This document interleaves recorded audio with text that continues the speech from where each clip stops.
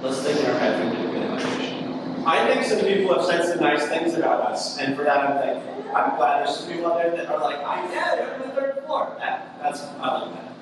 That's something to be thankful for. I can't help but think of the wonderful people who have served faithfully in the last year to make this happen. So a lot of you are seeing this room. We made a one-year costume. So look around and then high-five each other for saying, we made stuff happen. Do it. You're here. High-fives. We made stuff happen. Some people here, they might not have been here for very long, or they're not here anymore. So Kirsten Weagle made a ton happen in here, and she and her husband are serving up in Goshen technically? Yeah, technically Goshen. They're up in Goshen, serving in New Church. And I'm eternally grateful for the people that have made that happen. And so a round of applause to all of us and those that are no longer here who have done serving in ways. We're incredibly thankful for that. As we look to all that we've accomplished, we have to recognize that here's the thing. We're not done. Yeah, today's great. Like there's donuts, we baptize someone, congrats. But we've just begun. It's really not even started, hopefully. Paul says that he hasn't yet taken hold of it. If you hear it, it says, righteousness comes from heaven. Now, I've obtained it as I've treated my goal. I press on, brothers and sisters. Don't consider that I've taken hold of anything yet. He's not taken it yet. He's not finished. He's not yet arrived. Is the way that can be translated as well. This is, I think, Paul's brilliant statement for where he's at in his life. He's old by the time he's writing this. He has traveled all around the Mediterranean, the planted churches. He's the church of Philippi, and he's planted churches. He's traveled. He's been stranded on islands. He's been all over the place. He's old. And if anybody by this point has the right to say, I've probably accomplished everything that there is to do, it's probably Paul.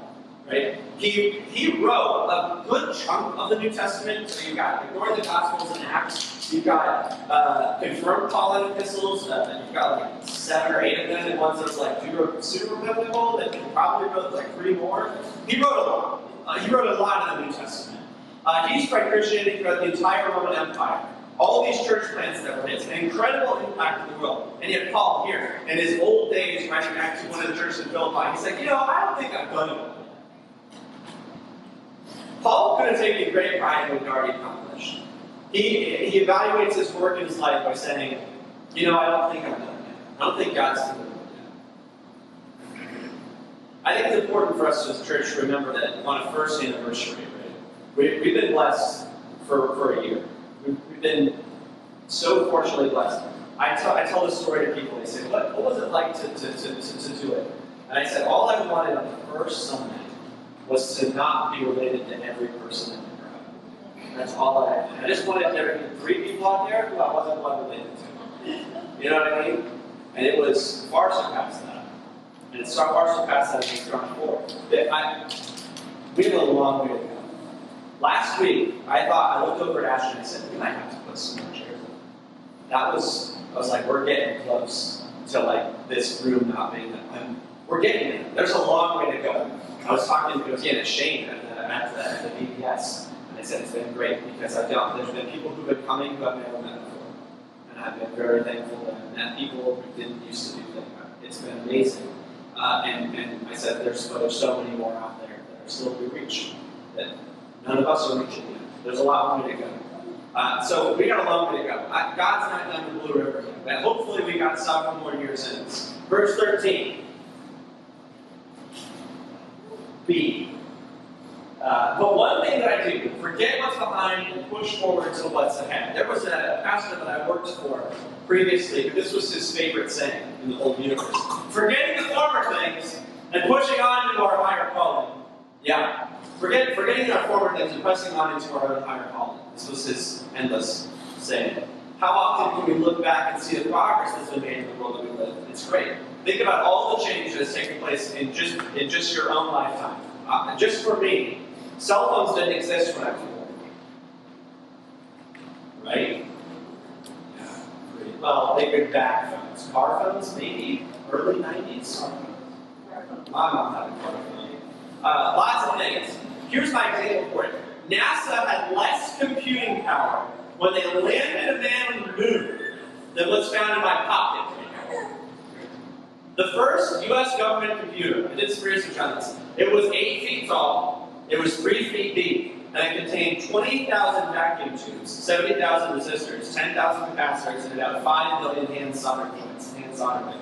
It weighed 30 tons. 30 tons. My razor, let's go way back in time. My first cell phone was a razor. You guys remember Motorola razors? They were the coolest phones with bulb in it. I got one when I finally could drive because I needed to be able to call to make sure I was safe. So I got a razor. My razor I had in high school, made phone calls. It had limited texting because it charged you by the letter you sent. Remember that? It's just by the letter you sent a text message.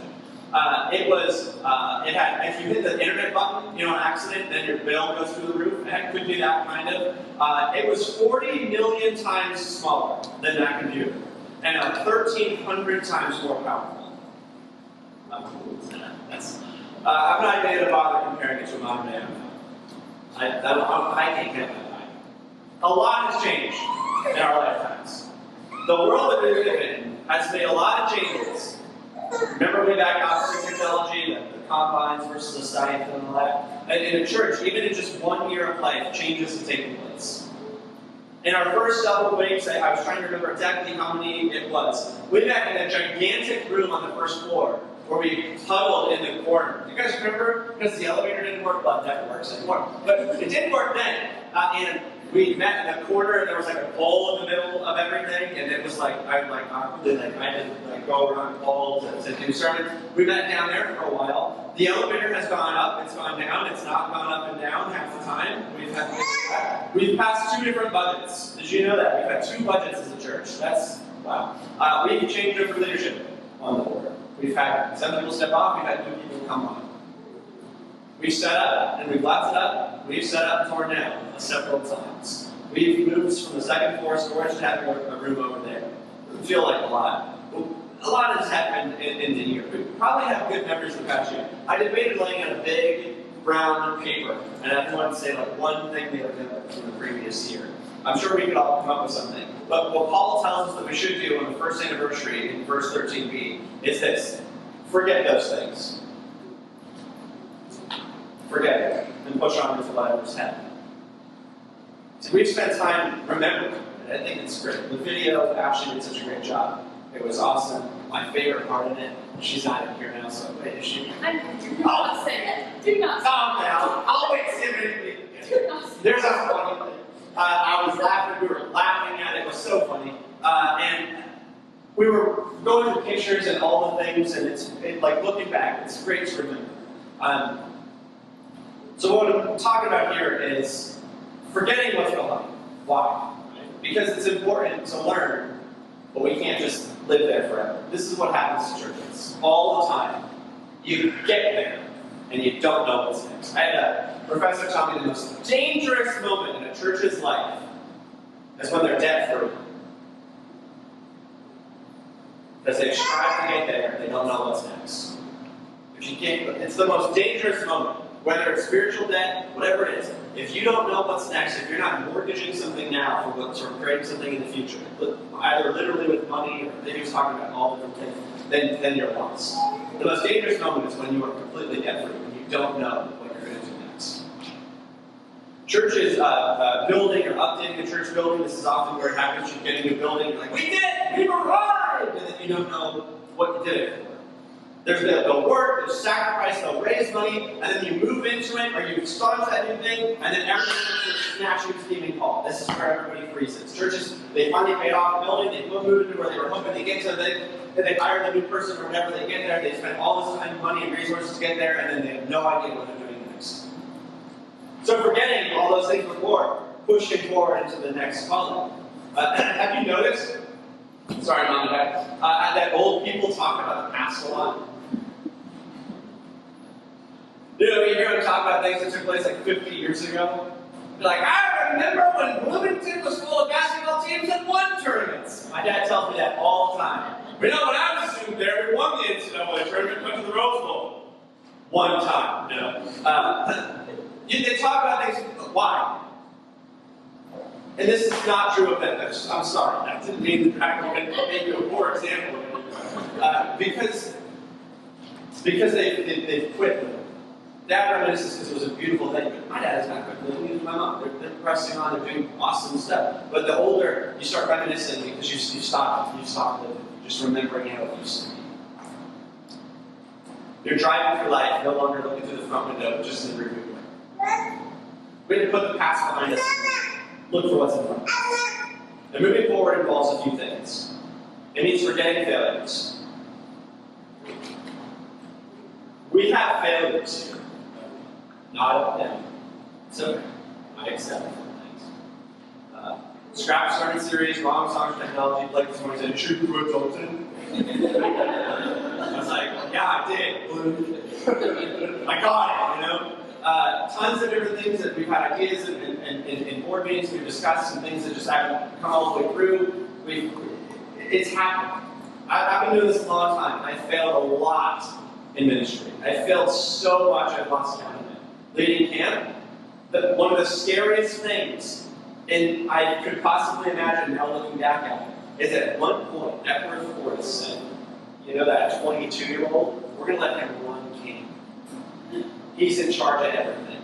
And I'm like, I would never let my 22-year-old self do that, never. I don't know what anyone was thinking. One night, AJ and I were living in a house in Epworth, and our phone rings. There's a storm going on outside. And our phone rings. It was like 1 in the morning. It was so, and it's our boss who lives outside town to the east. So he's getting the storm before we do. And he goes, you guys have about 20 minutes before Epworth gets turned upside down. And I said, do I need to get everyone in a tornado shelter, or do I tell them to shelter in place? He goes, I don't know, what do you want to do? Looking back, I may have made the wrong decision. I won't tell you what it's going to be. But I will say that I spent a frantic 20 minutes trying to find the one camp where we didn't know where they were in the middle of a tornado or passing them. I made mistakes. That was probably a bad decision on my behalf. I might have. Who knows? Could have gone the other way. But I made bad decisions. I've done it. We got to crush on past those things. One time I met a guy driving down the highway. This is another pastor story that everyone tells in Paul Vince. He's visiting a lake nearby trying to relax. And so he passes someone who rolls down his window and he says, hey, do you need any help? And the guy says, yeah, I'm a red jerk on the highway. Do you have anything to eat? So with a smile on his face, he hands him a sandwich and he drives off. And 5 minutes later, there's another guy flagging down on the side of the road. So he stops and he's dressed fully in yellow. And he rolls down his window and he says, hey, do you need help? And he says, yeah, I'm the yellow jerk on the highway. You got anything to drink? So he hands him a Coke, and he smiles and drives off. And in order to make it to Lakeside, he drives faster and faster, and he's like, I'm not stopping no matter what. And to his frustration, he sees another guy on the side of the road, dressed in this dark navy blue and signaling for him to stop. And so he stops one last time, he rolls down his window, and he says, let me guess, you're the blue jerk of the highway. What do you want? And the guy says, just your driver's license and registration. We can make mistakes when we're in a hurry, when we look past our past experiences and judge our future experiences with it. You got to learn from the past, move on, and make better decisions moving forward. The problem with a lot of folks and a lot of churches is that we see the wrong in others, and we see the wrong in our own selves, and we can dwell in it for too long. I forgot how many of these I wrote in my gosh, I wasn't feeling this one, right? The guy's driving down the highway and he hears his phone ring. He answers it and he hears his wife's voice urgently saying, Herman, I just heard the news that there's a car going the wrong way on Highway 401. Be careful. And Herman said, it's not just one car, there's hundreds of them. We all make mistakes. I think I put both of those in there and I didn't know which one I wanted to use. We make mistakes individually, we make mistakes in the church. Some folks you can help and others you can't, right? Have you ever tried to give counsel to someone and you knew what they needed to do, but everything you suggested they should do, they'd just be like, that's not going to work. So you suggest something else, and that won't work either. People like to build a whole life around the failures. Churches will build an entire existence to make sure they mitigate any failure they've had before, and they'll stagnate them in place. They don't have the answer, nor anybody else does. Right? It's just about survival. You can talk to some churches and they'll say, that won't work. We tried that, it's not going to happen. For years and years, they've done nothing different because it's just accepting the failures of the way of life. If we do something new, it might not work, and we can't have it back. Paul says, forget what's happened before. Don't sit around and beat yourself up for mistakes that may have been made. And Paul, of all people, probably has many regrets that have haunted him. He was a persecutor of the church. He honored people who were, he hounded people who were believers. He locked them up. He stoned them. Nothing you ever do will change the past. It's gone. You can't change it. So Paul says you just got to let go of it and press on to the next calling. And so as we celebrate this anniversary, we got to forget the past and things that might not have worked, but also forget the things that did work. Because just like failure, you can learn from the success, but you can't live in the successes of it. Sometimes you try to live in the past and base that for security. The good old days, right? But they're gone. You have to let them go. What might have worked in the past doesn't mean it will continue to work moving forward. Success tends to make you complacent. You stop growing, you stop learning, and you're not going to fail. Today we celebrate the past, but we can't live in 1 year. You can't run a race backwards. Paul says you got to focus on what's next. The word there is press on. In the Greek, it's the word diako. Everyone say diako. It means to run swiftly. It's the same word for persecution, actually. So before Paul came to know Jesus, right, Paul would persecute. He would diako the church. He would press into the church. Does this make sense? He would chase after them with all he had. And now Paul uses the same language to talk about chasing after grace. The intensity is the same. It's just the direction is different. Wouldn't it be great if people would serve the Lord with the same fervor that they once served in things of the world? So as we look to the future, I hope that we have the same determination of those that went before us had. To be ready to try new things, to let go of the things that have worked, the things that haven't worked, and to fail over and over. Because when we fail, moving forward, at least we're trying. At least we're living. We could talk a lot about things that we've done, or I've done, or you felt like you've done. And I know that it's appreciated as a kingdom moment. But the fact is, God gets all the glory, because if it wasn't for Him, this church wouldn't exist. Wouldn't happen. Humans can do things, right? We can build buildings. I can rent this space. I write a check on it. Kim writes a check, and then I mail it. And they give me keys, and I turn on the air, and Adam and Blake, we set the chairs up, and we do that stuff. We use our talents to make a blessing to others, but we can't build the church. We can't do it. I'm not skilled enough. I'm not anything. We can draw a crowd. So what? So does the circus. It's God who works in the heart of people. When God's word is preached, that's what the church is. We're changed to what we once thought life was all about. We go from, it's all about this, to making money, to whatever it is, and to coming to know Jesus more, to be kingdom bringers so that other people can know Jesus more. And Jesus, he talks about building his church in the future. This is what Jesus is talking about. We can build a building, we can use talents to bless others, but we can't make a church. God's not coming back for a building. He's coming back for believers. That's who makes up the church. So as we celebrate the 1 year as that church today, but what we really celebrate is the goodness and grace of Christ and His glory for the past year that we've had together. May we put away what's behind us and press on into our life off. And next year is full of the failures from the risks we're willing to take. So we keep your ears here. We're going to communion. I'm about to cry because we did it here, so that's very emotional. Hey, baby, help me serve communion or something? I told myself I'm not going to cry during service today. So, I remember going home after the first Sunday, and I remember crying in the car, and I was like, we did it! And I was like, we did it! We're done! We're not. So, the table is set. May we be kingdom bringers here at Ridley County from this year into whatever God has in store for the next. Table set. And from that we can leave. It's to say, I'm free.